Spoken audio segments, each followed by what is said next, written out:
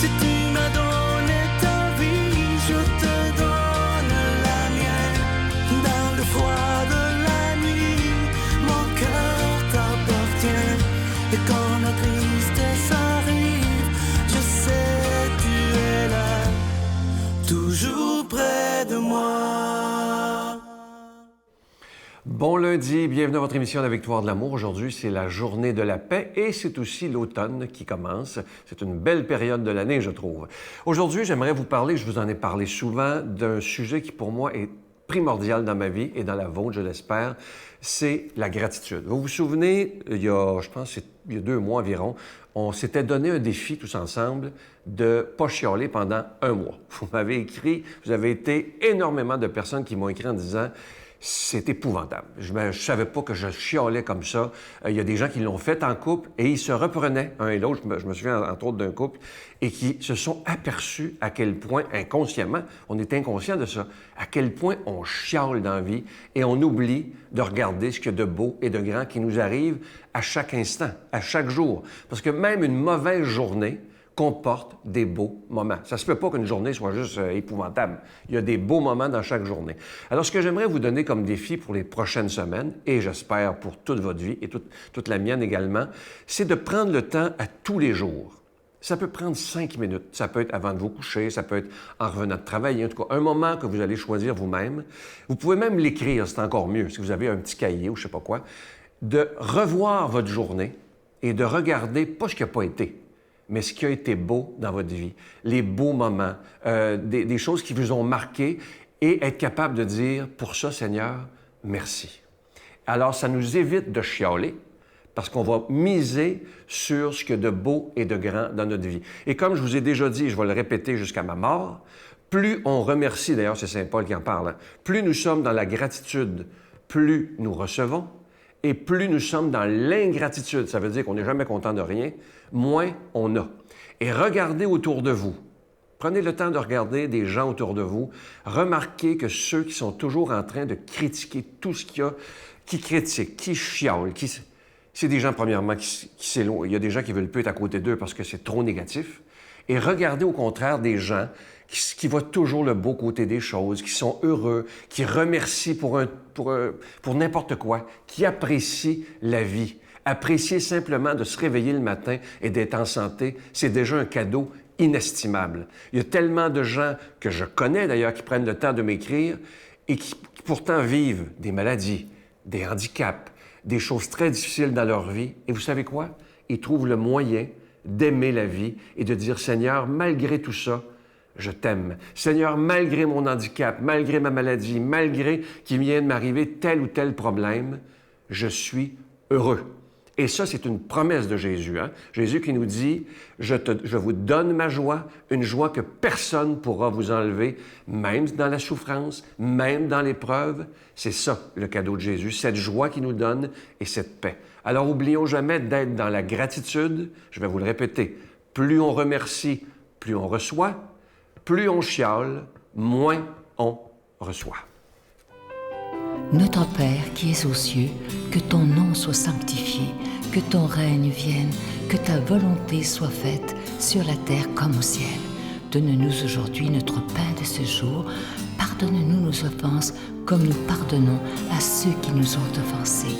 Ne nous laisse pas entrer en tentation, mais délivre-nous du mal, car c'est à toi qu'appartient le règne, la puissance et la gloire pour les siècles des siècles. Amen. Mon Père, je m'abandonne à toi. Fais de moi ce qu'il te plaira. Quoi que tu fasses de moi, je te remercie. Je suis prête à tout, j'accepte tout, pourvu que ta volonté se fasse en moi, en toutes les créatures. Je ne désire rien d'autre, mon Dieu. Je remets mon âme entre tes mains. Je te la donne, mon Dieu, avec tout l'amour de mon cœur, parce que je t'aime. Et que ce m'est un besoin d'amour de me donner, de me remettre entre tes mains, sans mesure, avec une infinie confiance, car tu es mon Père. Je suis tellement content de vous parler de ce magnifique cadeau du mois de septembre, le mois de la rentrée, la 26e saison de la Victoire de l'amour. Il s'agit d'une exclusivité de la Victoire de l'amour. Il s'agit d'un pendentif, le pendentif de l'ictus, vous le voyez à l'écran, l'ictus qui représente un poisson. Et le poisson, à l'époque, au début de l'Église, donc il y a plus de 2000 ans, parce que les chrétiens étaient persécutés, c'était un signe pour se reconnaître entre eux. Et plus tard est arrivé le signe de la croix que vous voyez à l'intérieur de l'ictus. Et ça, c'est assez rare. Là, vous avez les deux signes qui représentent les chrétiens, le poisson et la croix dans le même bijou. Évidemment, à votre demande, ça vient avec la chaîne et ce bijou, il est déjà béni. Vous le recevrez avec un don de 25 et si vous en voulez deux, parce que ça se donne vraiment bien en cadeau, avec un don de 40 je vous donne l'adresse. La Victoire de l'amour, case postale 120, succursale Boucherville à Boucherville, le J4B 56, je vous la redonne. La Victoire de l'amour, case postale 120, succursale Boucherville à Boucherville, le J4B 56. Également par téléphone, par carte de crédit du lundi au vendredi de 8h30 à 16h30 dans le 514-523-4433, 523-4433 ou sans frais le 1-888-811-9291, 1-888-811-9291 et aussi sur notre site Internet. Vous savez que c'est une façon très rapide, simple et efficace et surtout très sécuritaire de faire votre don, le www.lavictoiredelamour.org. Et je vous rappelle que sur notre site Internet, c'est pas seulement pour faire des dons. Allez-y et vous allez voir, vous pouvez revoir toutes les émissions au moment que vous voulez et à l'heure que vous voulez. Merci de tout cœur.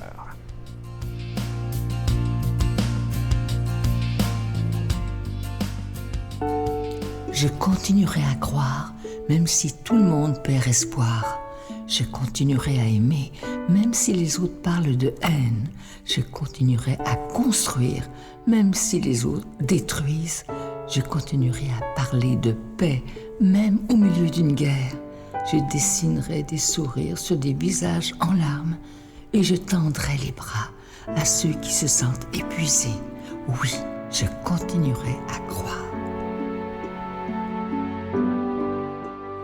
Aujourd'hui, la parole de Dieu est proclamée par quelqu'un qu'on apprécie beaucoup, Geneviève.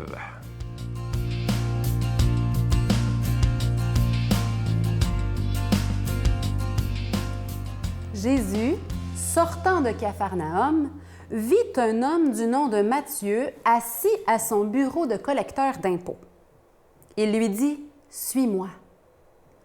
L'homme se leva et le suivit. Comme Jésus était à table à la maison, voici que beaucoup de publicains, c'est-à-dire des collecteurs d'impôts, et beaucoup de pécheurs vinrent prendre place avec lui et ses disciples. Voyant cela, les pharisiens disaient à ses disciples, « Pourquoi votre maître mange-t-il avec les publicains et les pécheurs? » Jésus, qui avait entendu, déclara, « Ce ne sont pas les gens bien portants qui ont besoin du médecin, mais les malades. Allez apprendre ce que veut dire « Je veux la miséricorde, non le sacrifice. » En effet, je ne suis pas venu appeler des justes, mais des pécheurs. Encore une journée de fête aujourd'hui. L'Église est abondante, la fête de Saint Matthieu, apôtre et évangéliste. Et on a aujourd'hui l'Évangile de son appel. Jésus qui le voit, assis là. Et moi, je pense, pour l'avoir prié et médité, que Saint Matthieu il était juste bien prêt. Il était mûr. Son cœur voyait bien que Dieu l'appelait, voyait bien qu'il y avait des choses qui l'attiraient vers les réalités invisibles, vers un amour plus fort. Puis pourtant, ses gestes, il était encore bien assis dedans. C'est sa vie où l'argent est premier servi, cette vie où ses intérêts sont premiers servis. C'est pas un peu nous, tout ça? Dieu attend qu'on soit prêt, qu'on soit mûr. Il prépare notre cœur. Il nous fait désirer les réalités d'en haut. Il nous fait désirer le ciel. Il nous fait désirer aimer mieux, aimer plus. Il nous fait désirer pardonner. Il nous fait désirer le bien pour nous le donner. Pour nous dire, c'est par ici. Viens-t'en. Saint Matthieu était mûr, il était prêt, j'en suis convaincue. Il a juste eu à se lever. Il était encore assis. Puis dans nos vies, il y a des situations comme ça où on est assis confortablement, mais que notre cœur est déjà en train de se lever. n'est-ce pas? Moi, c'est souvent comme ça, hein? C'est parfois comme ça tous les jours. Nos petites habitudes, nos petits conforts, pas trop évangéliques. Suis-moi, dit Jésus. Suis-moi. Et en ce jour de fête, on peut tout demander. Seigneur, appelle-moi. Appelle-moi. Fais-moi marcher à ta suite. Fais-moi le fameux signe. Viens-t'en. Je t'appelle. Je t'appelle. Et Matthieu s'est levé. Et il a donné un repas, puis là, d'autres amis publicains. Il faut savoir que les collecteurs d'impôts, c'était souvent des gens, des Hébreux, des gens du peuple élu de Dieu.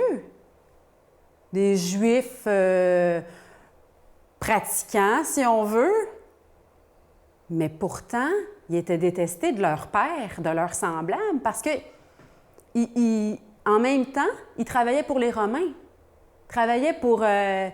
Jésus a dit, rendez à César ce qui est à César. Il vous demande des impôts, donnez-y-en. Donnez-y-en. Dans le sens que le Seigneur, il ne nous laissera jamais tomber. Il est avec nous pour qu'on puisse respecter les lois humaines. Mais le plus important, c'est respecter sa loi d'amour en nous. Et c'est à ça qu'on est appelé. Faire de cette loi-là notre priorité.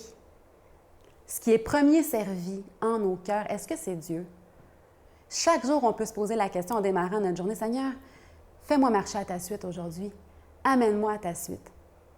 Parce que si moi, je marche à ta suite, d'autres vont pouvoir voir, malgré leur faiblesse aussi, qu'ils peuvent être heureux, être libérés de cette pression des biens matériels. Cet évangile-là, quand je l'ai médité pour vous livrer cette réflexion, c'est ça qui m'est venu. Et là, que c'est pesant des fois, l'avoir, le paraître, le pouvoir, c'est encombrant. Moi, je trouve, pour avoir vécu dans une grande pauvreté voulue, désirée, hein, une pauvreté choisie, oh là, qu'on est bien, qu'on est libre. À la suite de Jésus, tout léger. Ça ne veut pas dire d'être pauvre matériellement, d'argent. On a tous besoin de sous pour vivre, là, c'est pas ça la question. Mais de se désencombrer de ce qui alourdit notre bagage. C'est tellement ce que je nous souhaite aujourd'hui en cette fête, pour que notre cœur soit prêt à bondir dans la mission, parce que mon baptême vient influencer le baptême des autres. Ma mission, mon élan, donne le goût à d'autres. C'est contagieux. Répandons cette belle contagion d'amour. Mettons-nous à la suite de Jésus. Il a besoin de nous, il nous choisit, hein? Il nous choisit et qu'il nous bénisse abondamment. Au nom du Père, du Fils et du Saint-Esprit. Amen. Je vous salue Marie, pleine de grâce. Le Seigneur est avec vous. Vous êtes bénie entre toutes les femmes, et Jésus, le fruit de vos entrailles, est béni. Sainte Marie, Mère de Dieu, priez pour nous pauvres pécheurs, maintenant et à l'heure de notre mort. Amen.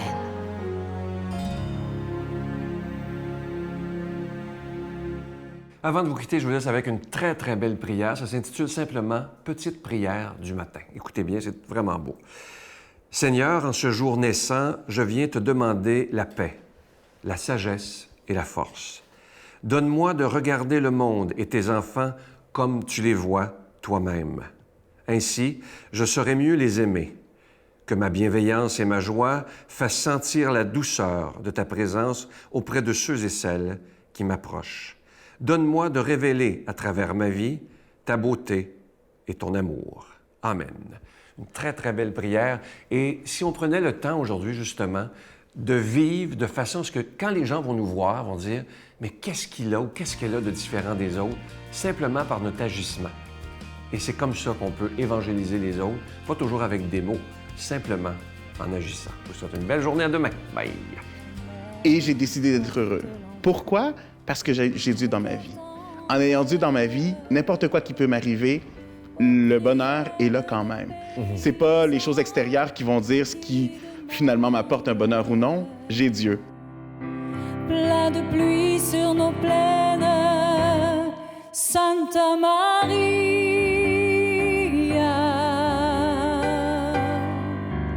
Plein de blé sur nos terres,